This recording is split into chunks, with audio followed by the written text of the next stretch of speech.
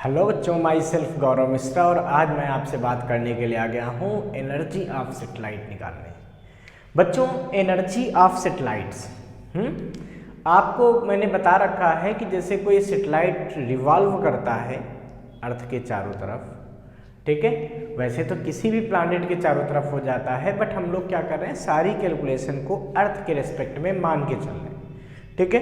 तो अगर कोई भी सेटेलाइट अर्थ के चारों तरफ रिवॉल्व कर रहा है, सपोज कर लीजिए ये अर्थ है जिसकी रेडियस आर है, इसका मास एम ई, ठीक है, और कोई आपका सैटेलाइट है जो कि एम मास का है और वीओ ऑर्बिटल वेलोसिटी से वो अर्थ के चारों तरफ चल रहा है।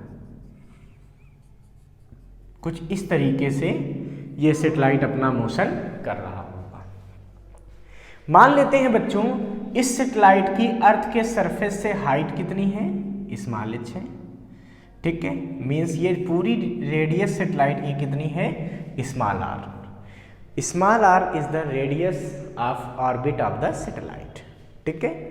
तो बच्चों, इस सैटेलाइट में दो तरीके की एनर्जी यहाँ पे होंगी, मैकेनिकल एनर्जी दो तरह की होंगी, एक इसकी काइनेटिक एनर्जी होगी और दूसरी इसमें एक पोटेंशियल एनर्जी होगी। क्यों दो तरह की एनर्जी होंगी? तो देखिए, पोटेंशियल एनर्जी ऑफ सैटेलाइट कितनी होगी, सोचिए यहाँ पे। तो पोटेंशियल एनर्जी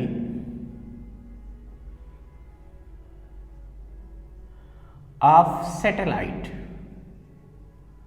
तो पोटेंशियल एनर्जी बच्चों क्या होगी, तो U इज इक्वल टू क्या होता है, जैसे कोई m मास की बॉडी h हाइट पर अर्थ सरफेस से हो तो पोटेंशियल एनर्जी का फार्मूला क्या होता है GMEM अपान रेडियस।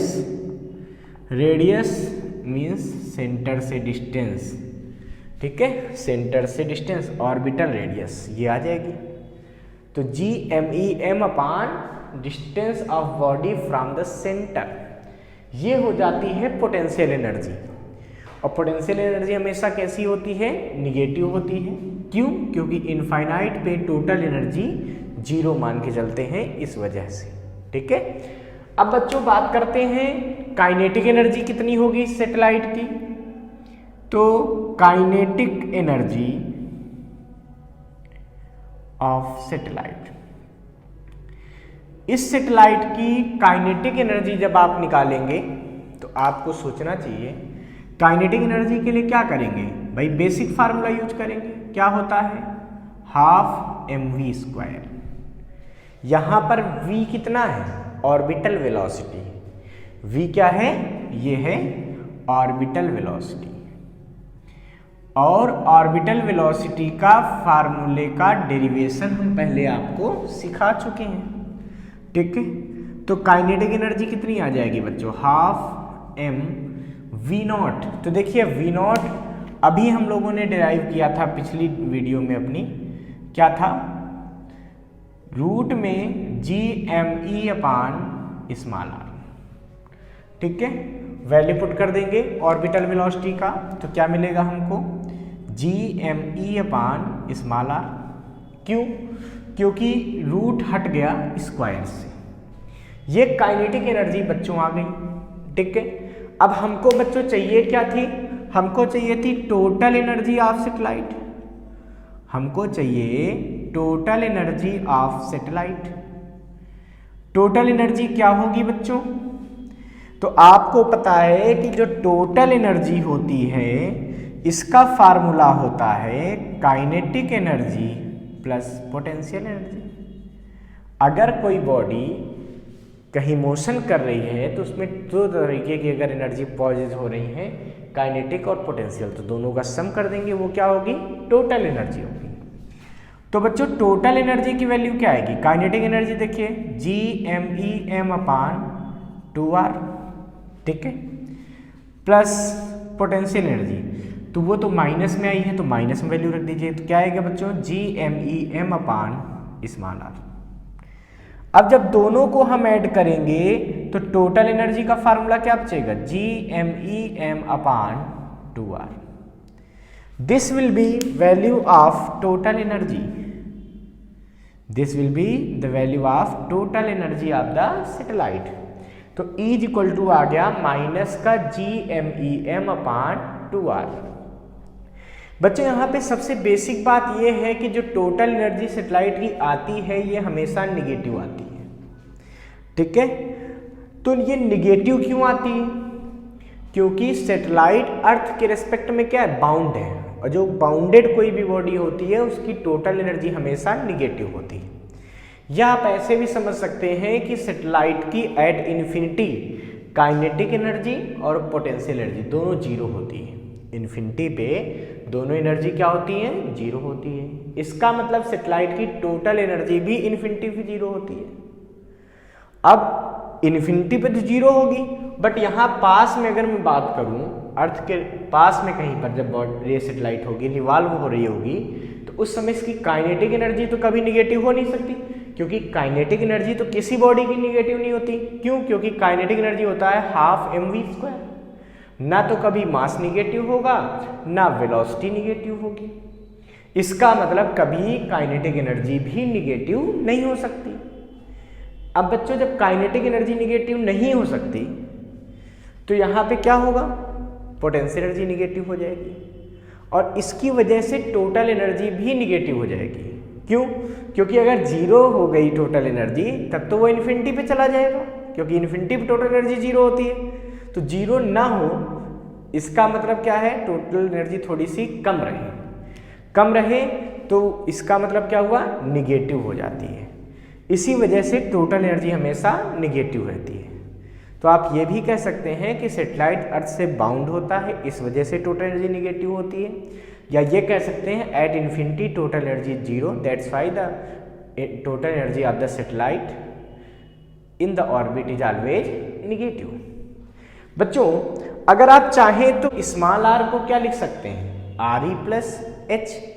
अगर मैं ये वैल्यू पुट कर दूंगा तो E की वैल्यू क्या बचेगी, E के लिए एक और फार्मूला टोटल एनर्जी का आ सकता है, क्या आएगा, -GMEM/2RE+H। देखिए क्या किया, स्मॉल r की वैल्यू पुट कर दी। तो एक ये फार्मूला भी हो सकता है, ठीक है बच्चों। अब अगर आप equation 1 means potential energy, equation 2 means kinetic energy and equation 3 means total energy, इन तीनों को एक साथ देखें तो आपको कुछ महसूस हो रहा होगा। क्या महसूस हो रहा, कि अगर काइनेटिक एनर्जी में हम निगेटिव से मल्टीप्लाई कर दें, काइनेटिक एनर्जी में हम क्या करें, निगेटिव से मल्टीप्लाई कर दें, क्या वो टोटल एनर्जी बराबर आ जाएगा? बिल्कुल दिख रहा है, देखिए GMEM/2R, यहाँ पे GMEM/2R, बट ये क्या है, निगेटिव, ये क्या है, पॉजिटिव। इसका मतलब मैं कह सकता हूं कि काइनेटिक एनर्जी की जो निगेटिव वैल्यू है, ठीक है, काइनेटिक एनर्जी की जो निगेटिव वैल्यू है वो टोटल एनर्जी के क्या है, बराबर है। अगर इस रिलेशन को आप ध्यान से देखिए तो क्या मिलेगा आपको, आपको मिलेगा कि पोटेंशियल एनर्जी को अगर 2 से डिवाइड कर दें तो वो टोटल एनर्जी के बराबर हो जाएगी, मीन्स पोटेंशियल एनर्जी अपॉन 2। ये रिलेशन भी हमें मिल सकता है।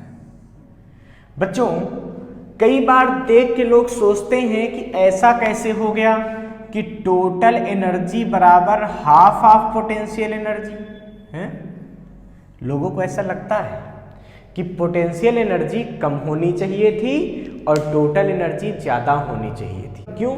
क्योंकि हम लोग पढ़ते थे कि टोटल एनर्जी बराबर पोटेंशियल एनर्जी और प्लस काइनेटिक एनर्जी, मतलब पोटेंशियल एनर्जी कुछ जुड़ने के बाद वो टोटल के बराबर आती है, तो पोटेंशियल एनर्जी क्या होनी चाहिए, कम होनी चाहिए, क्योंकि उसमें कुछ जुड़ेगा तब वो टोटल के बराबर आएगी।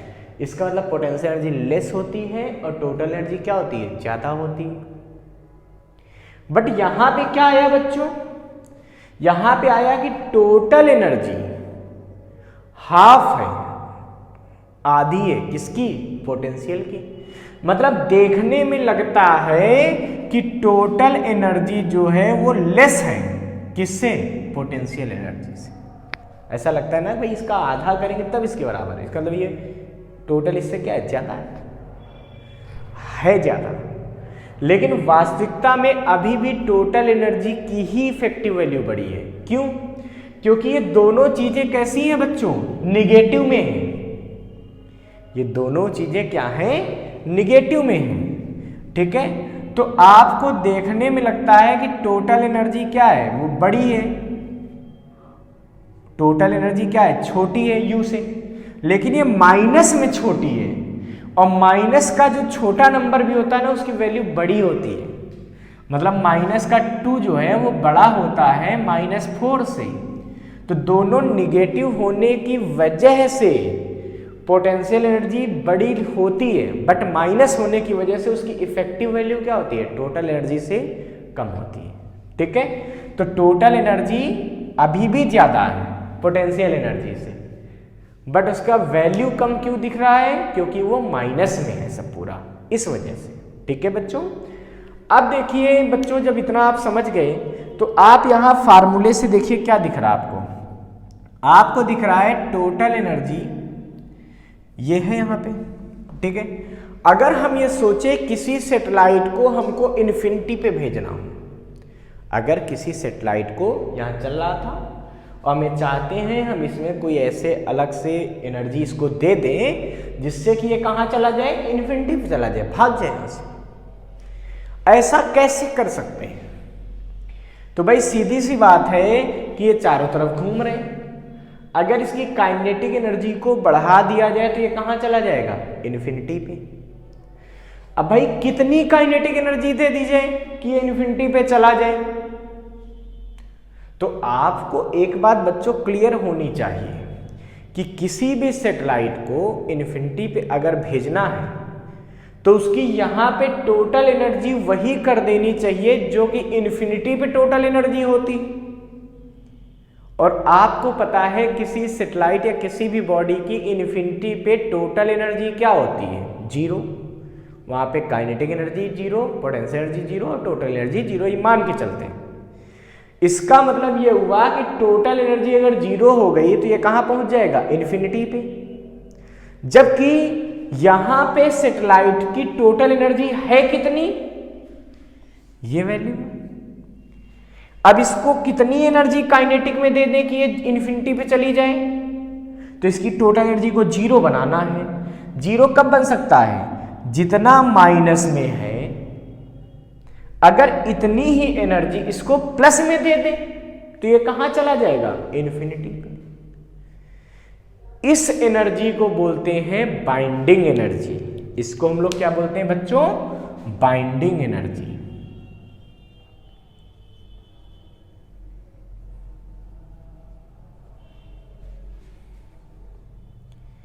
तो बाइंडिंग एनर्जी क्या होती है बच्चों, किसी भी सैटेलाइट को इन्फिनिटी में भेजने के लिए, किसी भी सैटेलाइट को इन्फिनिटी में भेजने के लिए जिस मिनिमम काइनेटिक एनर्जी की रिक्वायर्ड होती है उस एनर्जी को बाइंडिंग एनर्जी कहते हैं।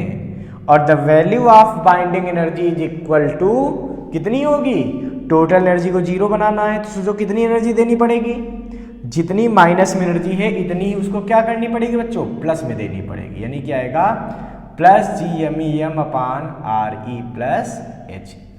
तो अगर ये एनर्जी सैटेलाइट को दे दी जाए तो वो सैटेलाइट क्या होगा, इन्फिनिटी पे चला जाएगा। This is called binding energy of satellite.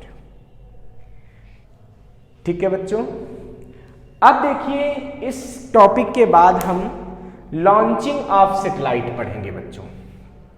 ठीक है, क्या पढ़ेंगे, launching of satellite. Launching of satellite कैसे करते हैं, तो होता क्या है कि जब किसी सैटेलाइट को लॉन्च करना होता है, मींस आर्टिफिशियल सैटेलाइट को लॉन्च करना होता है, तो हम क्या करते हैं कि पहले से हम सारी कैलकुलेशन रखते हैं कि हमको कितनी हाइट पे सैटेलाइट को भेजना है।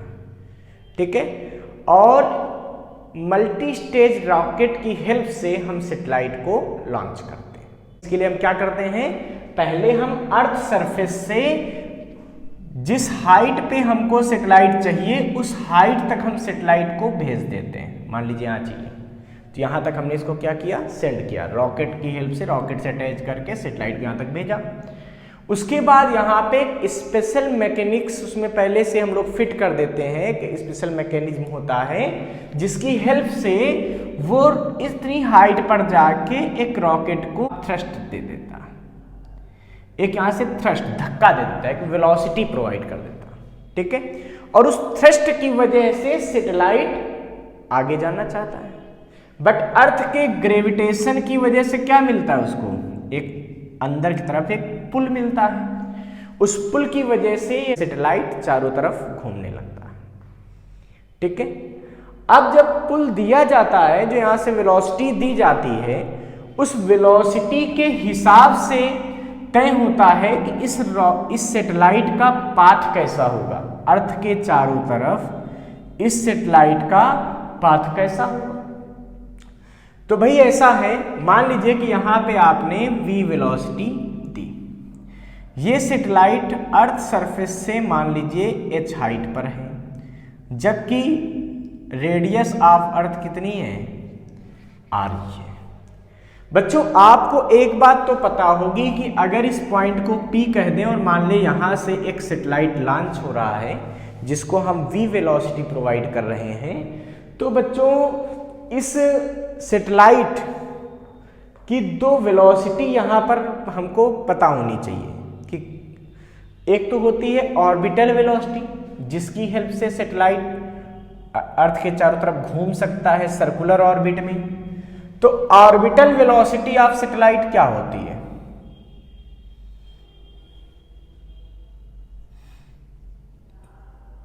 ये फार्मूले आपको पता होने चाहिए। रूट में GME अपान RE प्लस H, और एक स्केप वेलोसिटी भी होती है। स्केप वेलोसिटी क्या होती है, हम लोग पहले पढ़ चुके हैं, द मिनिमम वेलोसिटी रिक्वायर्ड, जिससे कि अगर किसी सैटेलाइट को थ्रो कर दिया जाए तो वो कहाँ चला जाएगा, इन्फिनिटी पे चला जाएगा। उस वेलोसिटी को बोलते हैं स्केप वेलोसिटी, ठीक है। स्केप वेलोसिटी क्या होती है, किसी भी बॉडी को दी गई वो मिनिमम वेलोसिटी जिससे कि वो बॉडी अर्थ की ग्रेविटी को ही पार कर जाएगी, इन्फिनिटी पे चली जाएगी, उस वेलोसिटी को बोलते हैं स्केप वेलोसिटी। इसका वीडियो हम अलग से potential energy of the earth में डाल चुके हैं। तो VE बराबर क्या आ जाएगा, 2GME अपान RE प्लस H, ठीक है। अब देखिए बच्चों, जब यहां से सैटेलाइट को लॉन्च करते हैं उस समय मान लीजिए हमने वेलोसिटी v प्रोवाइड की, ठीक है। अब केस फर्स्ट ऐसा सपोज कीजिए कि जब आपको वहां पे रिक्वायर्ड ऑर्बिटल वेलोसिटी v0 थी, बट हमने जो रॉकेट की हेल्प से सैटेलाइट को स्पीड दी है वो इस v0 से कम है। जो हमने भाई इसको कितनी स्पीड चाहिए थी मिनिमम सर्कुलर ऑर्बिट में घूमने के लिए, v0 ऑर्बिटल वेलोसिटी, और हमने जो वेलोसिटी उसको दी है वो क्या है, v0 से कम है। तो क्या अब वो चारों तरफ इसके घूम पाएगा क्या, नहीं, वो अब चारों तरफ नहीं घूम पाएगा। क्यों, क्योंकि अर्थ का ग्रेविटेशन फोर्स ज्यादा हो जाएगा, जिसकी वजह से वो सैटेलाइट धीरे धीरे अर्थ के करीब आता हुआ अर्थ पे कहीं ना कहीं गिर जाएगा, ठीक है। मीन्स इस सिचुएशन में ये सैटेलाइट पैराबोलिक पथ लेता हुआ अर्थ पे गिर जाएगा। तो ये पहली केस का लॉन्चिंग हो गई। इस समय उसका पथ कैसा होगा बच्चों, पैराबोलिक होगा। ये कैसा पथ होगा, पैराबोलिक, ठीक है। तो in this situation rocket falls at the earth by taking parabolic path. तो यहां पे लिख देंगे, तो ये पैराबोलिक पाथ लेगा and comes closer to earth always finally fall on earth. इस सिचुएशन में ऐसा हो जाएगा।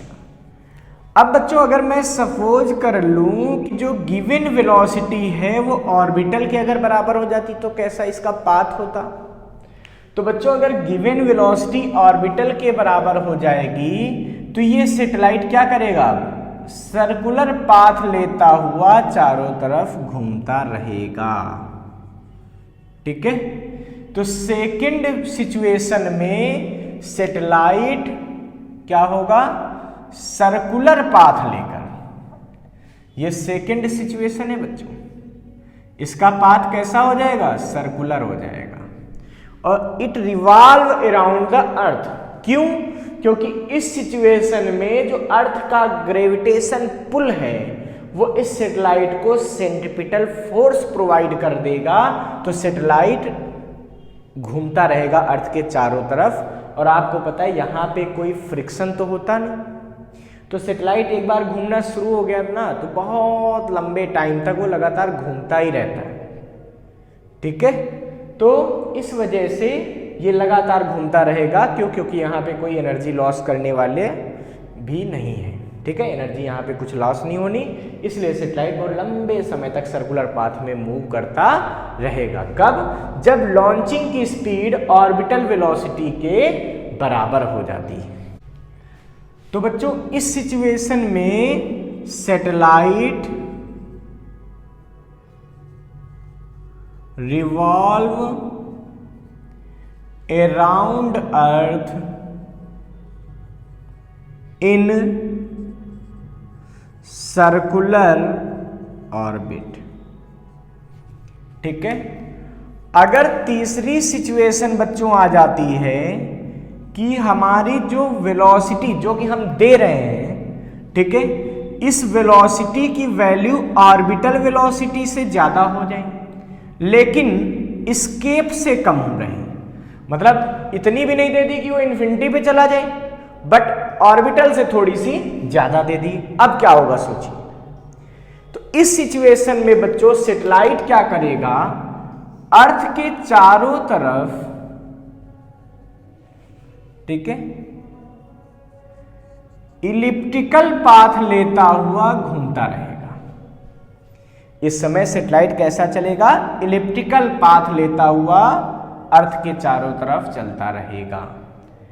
और जब ये अर्थ के बहुत नियरेस्ट होगा तो वेलोसिटी मैक्सिमम होगी, जब अर्थ से बहुत ज्यादा फार्थेस्ट होगा, दूर होगा, तो उसकी वेलोसिटी वहां पे मिनिमम होगी।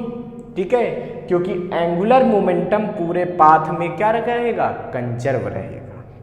ठीक है, तो इस सिचुएशन में सैटेलाइट का पाथ कैसा हो जाएगा, इलिप्टिकल पाथ हो जाएगा। तो path of satellite will be elliptical. तो बच्चों थर्ड सिचुएशन में पाथ कैसा हो गया, इलिप्टिकल। इलिप्टिकल पाथ लेता हुआ अर्थ के चारों तरफ घूमता रहेगा। ठीक है, तो हम कहेंगे इन this situation satellite revolve around earth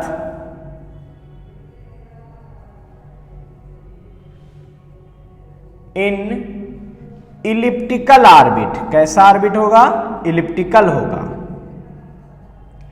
and centre of earth is one focus of elliptical path.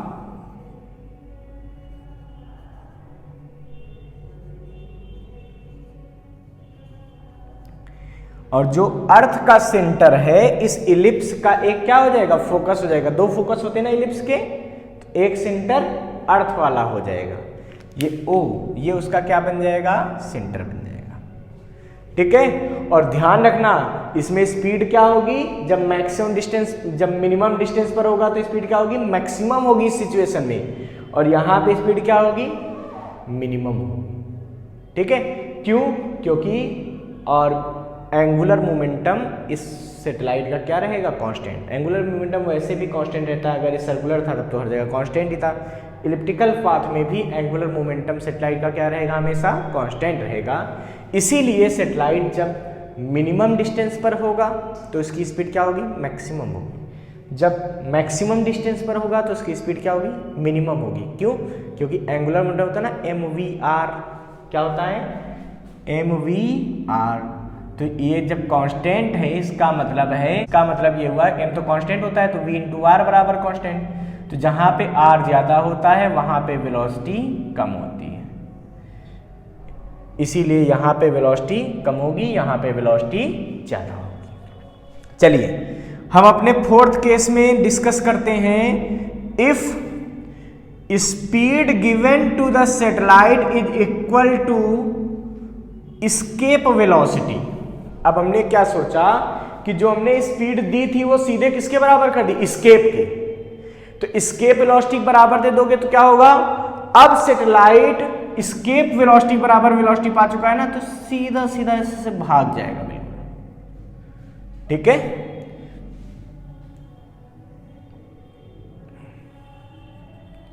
तो ये ऐसे करके इन्फिनिटी पे चला जाएगा इन्फिनिटी तक। क्यों, क्योंकि अब इसकी स्पीड को एस्केप वेलोसिटी के बराबर कर दिया गया।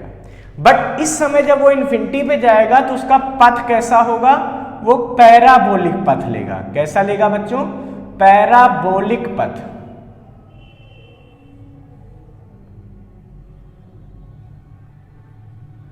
इसका पाथ पैराबोलिक होगा। ठीक है, तो पैराबोलिक पाथ लेता हुआ यह सैटेलाइट क्या होगा, इन्फिनिटी पे चला जाएगा। तो इस सिचुएशन में satellite moving on parabolic path would escape and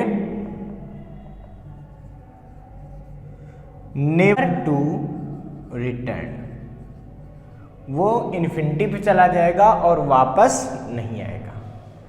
अब बच्चों एक केस और हम समझ सकते हैं कि अगर लॉन्चिंग के समय जो स्पीड दी गई है वो ग्रेटर हो जाए, किससे, एस्केप से भी।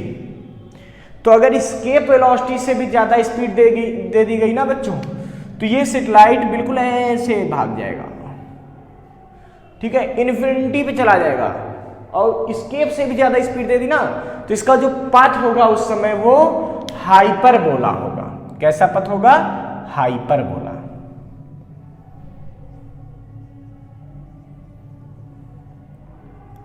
तो बोलेंगे इन this situation when the speed of satellite is greater than the escape velocity, then the satellite is goes to infinity by taking hyperbolic path। कैसा पथ लेकर जाएगा, हाइपरबोलिक पाथ लेता हुआ इन्फिनिटी पे चला जाएगा और कभी ये भी वापस नहीं आएगा। ठीक है, इस तरीके से लॉन्चिंग ऑफ सैटेलाइट में वेलोसिटी को ध्यान में रखा जाता है। जनरली तो हम लोग कोशिश करते हैं कि सर्कुलर ऑर्बिट बन जाए, तो हम लोग क्या करते हैं, इस तरीके की वेलोसिटी देने की कोशिश की जाती है या फिर रिक्वायरमेंट जैसी होती है।